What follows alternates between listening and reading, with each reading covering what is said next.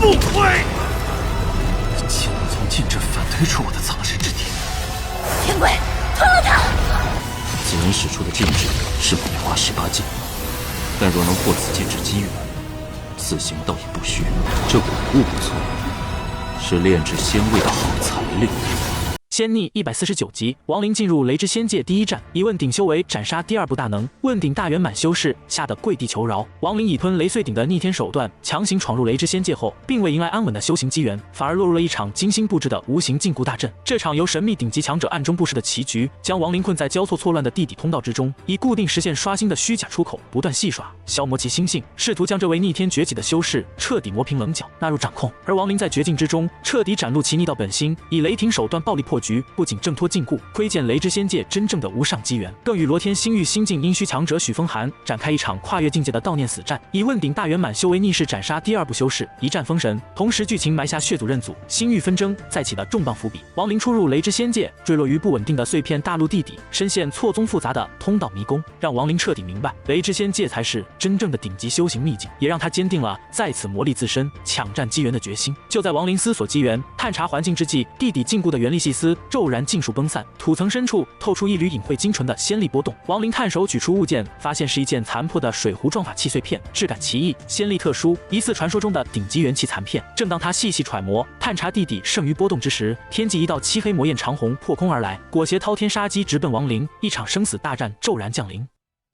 來襲者正是東陵許家的天才修士許風寒，修為達到陰虛中段，戰力遠超同階，比肩昔日雷道子，一身霸道魔功，殺伐滔天。他遠遠窺見亡靈手中的元氣殘片，心生貪念，居高臨下出言呵斥，勒令亡靈交出寶物，滾離此地，否則格殺勿論。話音未落，漫天魔雨匯聚成凌厲劍矢，撕裂虛空，殺向亡靈，殺意凜冽，勢不可擋。面對第2部強者的強勢襲殺，亡靈毫無懼色，心中積壓的困局鬱氣徹底爆發，決意借此戰立威，讓羅天星域修士知曉，低調從不是懦弱，問鼎大圓滿亦可逆伐陰虛大能。此戰是亡靈突破問鼎大圓滿後的首戰，全程盡顯智謀、神通與道心的極致。亡靈率先凝出雷球，以奔雷之力瓦解魔與劍矢。初次交鋒便讓許風寒心生詫異。隨後，亡靈主動踏空衝鋒，借雷之仙界的天地雷力加持，凝聚極致雷威。藍色雷球引動天地雷光加持，威勢暴漲，震懾四方。許風寒祭出魔影真身，張口吞噬雷球，自持魔功無敵，再度凝出墨色魔槍，化作墨龍呼嘯殺來。亡靈應對從容，祭出仙界山石，抽取山石之魂，化作滄桑霧團，正面抗衡魔槍水幕。魔功侵蚀之力詭異霸道，瞬間將亡靈周身包裹。可山石仙魂蘊含的上古仙氣截然相克，助亡靈輕易衝破禁锢。亡靈抓住戰機低喝暴字，此前被魔影吞噬的雷球並未消散，而是隱匿蓄勢，此刻瞬間在內爆發，漫天雷光撕裂魔影，打碎許風寒的護身神通。神通潰敗，局勢驟變，亡靈不給對手喘息之機，仙位傀儡瞬間現身，傾盡巔峰之力打出絕殺一拳。這一拳金光璀璨，撼動天地，裹挾打碎一切的霸道威勢，直指許風寒真身。許風寒瞬間感知生死危機，心驚肉跳，不敢有絲毫保留，咬破舌尖，噴吐元神精血，施展出東陵許家秘術東陵之目，凝聚血霧屏障，拼死抵擋。驚天碰撞響徹整片碎片大陸，大地轟然開裂，塵土飛揚，仙位傀儡透支戰力，金光散盡，氣息萎靡。而許風寒雖僥倖保命，卻也身受重創，狼狽不堪，魔焰滔天的姿態徹底不在。肉身神通對決平分秋色，真正的決勝核心是更為凶險的悼念之爭。許風寒惱羞成怒，徹底動了殺心，施展出自身悼念所化的本命神通道化魔蓮。漆黑魔蓮懸空旋轉，執掌天地大勢，一念轉動便籠罩整片蒼穹，帶來天地傾覆、萬物抹殺的恐怖威壓。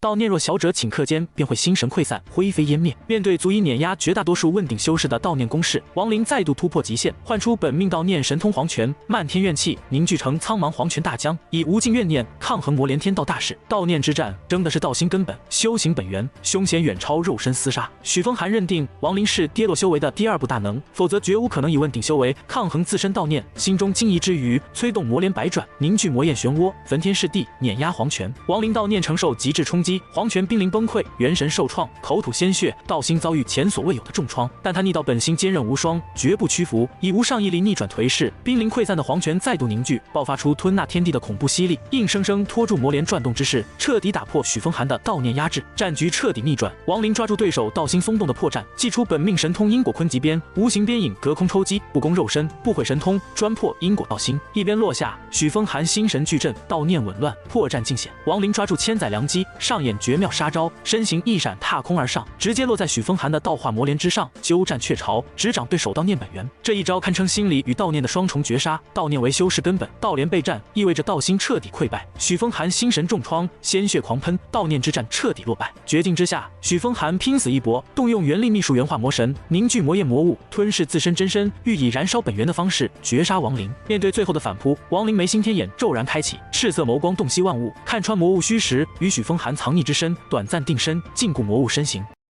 趁此間隙，亡靈祭出仙劍，施展無上斬羅訣，不斬肉身，不斬元力，專破天地規則，斬斷魔物神通本源。規則破碎，神通潰散，魔物寸寸崩解，許風寒真身暴露，徹底失去反抗之力，最終氣絕隕落。亡靈以問鼎大圓滿的低微修為，跨越境界壁壘，硬生生斬殺陰虛中段大能，創下逆天戰績。此戰過後，亡靈損耗巨大，當即搜刮戰場所有元氣碎片，發現碎片卻為頂級元氣殘骸，價值無量。同時，他並未散去戰敗的魔蓮道念，而是將其吸入黃泉之中，溫養煉化，試圖探索道念法，保得全新祭煉之法，眼界與修行認知再度提升。深知大戰動靜巨大，極易引來各方修士窺探，亡靈不敢久留，連夜遁行數萬里，尋得雷光充沛的山峰，開鑿洞府，閉關調息。他煉化此前吞噬儲存的仙雷之力，彌補元神與元力損耗，依托雷之仙界濃郁的雷力加速修行，穩不夯實，問鼎大圓滿根基，為後續突破境界積蓄力量。就在亡靈閉關休整，深耕機緣之時，劇情悄然跳轉，一條關乎後續星域大亂的重磅伏筆悄然落地。血祖姚星海為救愛女姚希雪，不惜打破家族千年血誓，跨界奔赴羅天星域，孤身回歸祖輩叛離的姚氏宗族。他以姚家後人之名，懇請宗族相助，直言女兒姚希雪深陷雷之仙界，生死未卜。姚家老祖推算天機，得知曾孫女境遇，最終放下祖輩恩怨，賜予家族令牌，准許血祖進入雷之仙界尋人。這一情節不僅預示着亡靈即將迎來更強的生死危機，更鋪墊了後續姚家入局、星域紛爭四起的宏大劇情。